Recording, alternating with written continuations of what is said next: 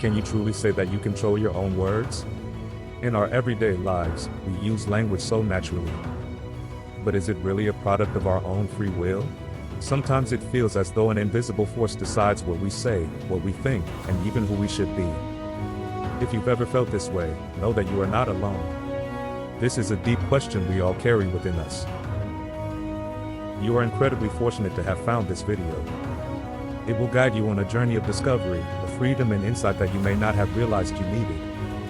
Picture this: you are face to face with two of the 20th century's greatest thinkers, Ludwig Wittgenstein and Michel Foucault, names that hold overwhelming influence in the world of philosophy, inspiring countless scholars and thinkers. Wittgenstein's theory that language defines the limits of human experience has shaped the foundations of modern language philosophy, influencing philosophers and linguists all around the globe. On the other hand, Foucault's sharp analysis of power and knowledge has become a cornerstone of disciplines such as sociology, political science, and cultural studies, with his works being cited continuously and regarded as essential reading at universities around the world. Their lifelong pursuit revolved around one pressing question: are your words truly your own? Can we ever really free ourselves from the invisible chains of power? Are we able to truly be ourselves? In this video, we dive into the fierce tension between language and freedom, individuality and power. But make no mistake, this isn't just an abstract philosophical debate. It's a question that affects your life and how you live every single day. Listening to this dialogue could be a major step forward for you. By understanding the truth about language and power that most people never see, you will gain a perspective that sets you apart from others. If you have ever felt the sensation of being tied down by something or wondered why true freedom feels so out of reach, then this dialogue is exactly what you need. By watching this video, you will gain a new awareness, an awareness that may be the first step towards breaking free from what has been holding you back. The time to take your strength back is now. Wittgenstein and Foucault, these insights aren't just the theories of philosophers, but ideas deeply rooted in the very structure of society and our individual lives. Their theories are part of the fabric of how modern society thinks, and by understanding the mechanisms of language and power, you could break through invisible barriers and reclaim your power. This journey will not be easy, but if you truly want to achieve freedom, you must face the challenge head-on. Through the dialogue between Wittgenstein and Foucault, take that first step. The power within you is ready to be awakened. And now that you've embarked on this journey, you are already taking that step towards discovering new possibilities in yourself. We hope this dialogue will bring new light into your life. One autumn afternoon, Wittgenstein and Foucault walked through a quiet park, away from the hustle and bustle of the city. The golden leaves of the trees glistened, and the sound of the breeze wrapped around their philosophical conversation.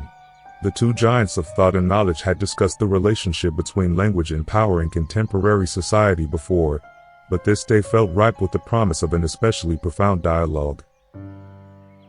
When we think about the power that everyday language holds, we should always recall it as a kind of game.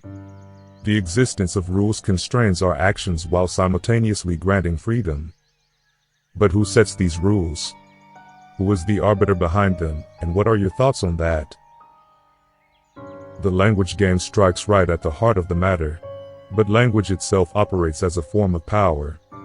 It is institutionalized by those in authority and, through its use, individuals are molded into the fabric of society. Take laws, educational systems, or medical terminology as examples. These are manifestations of that power. When a doctor diagnoses a patient, that word defines the patient's position and creates a new identity within the social sphere. True, words do define people's positions and determine their standing. But the meaning of those words depends on context. They aren't fixed. It's important to consider how a group uses a word and what it means to them. Language shapes our world and determines our roles within it. And yet, those roles can sometimes shift unintentionally, and the power structure itself may waver. That wavering is crucial. Power isn't static, it's dynamic and constantly being restructured. Social media and digital platforms, for example, allow individuals to wield influence through their words. But hidden behind them is the intangible power held by those who manage these platforms. It may be presented as speak freely, but that freedom is confined and monitored. How do you perceive this new power structure? Interesting. Your point about the hidden constraints in free linguistic activity rings true. People believe they are choosing and speaking freely, yet the words themselves are used within a larger framework that they may not be aware of. Language frees us, but it also binds us.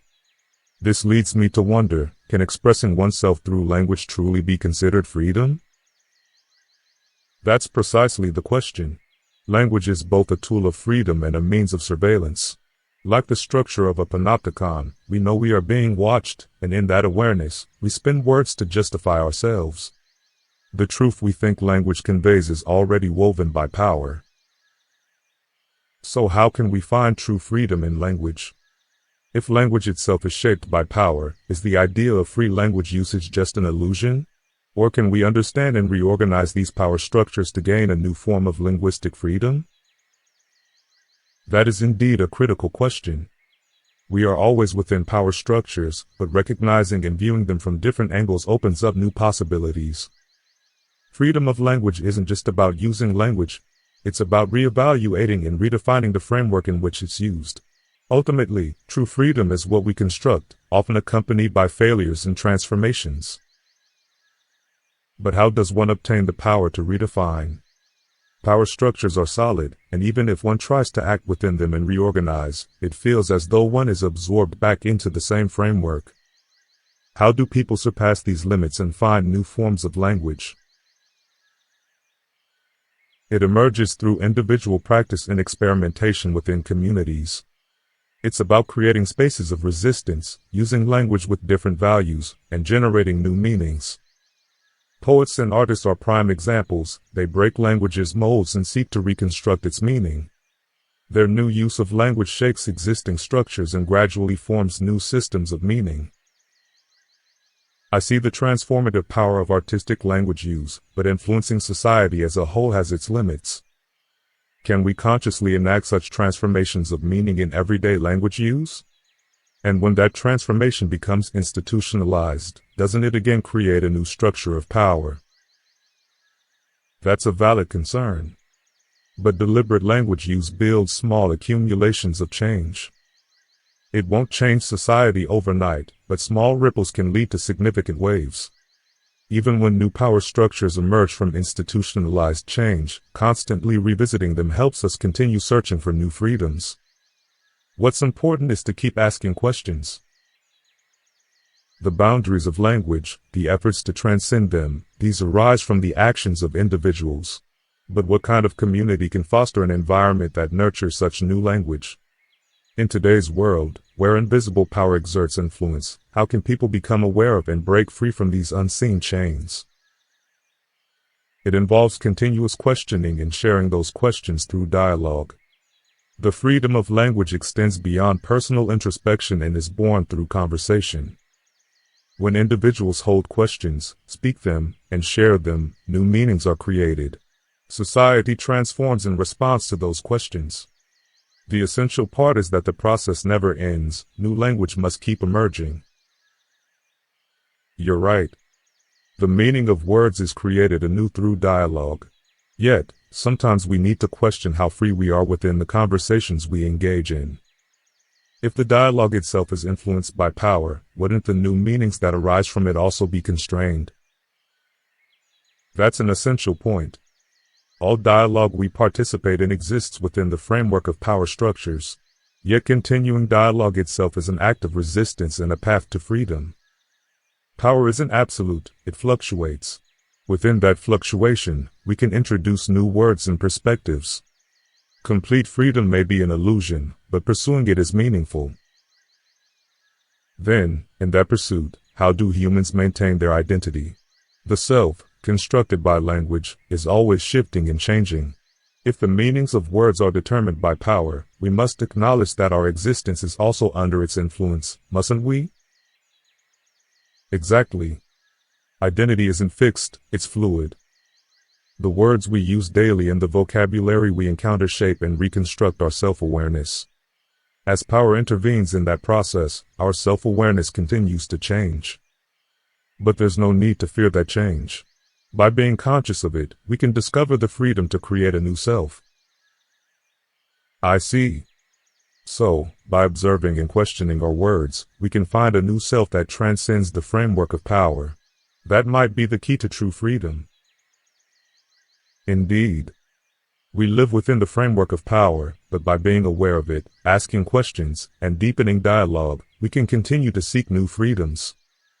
Language isn't just a tool, it defines how we perceive existence and how we live.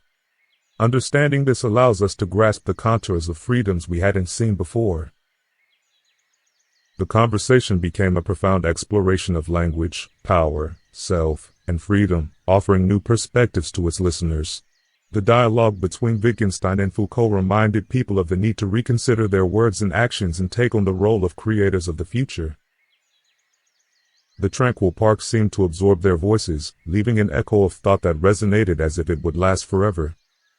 That echo continued to inspire people worldwide to question, converse, and search for new freedoms.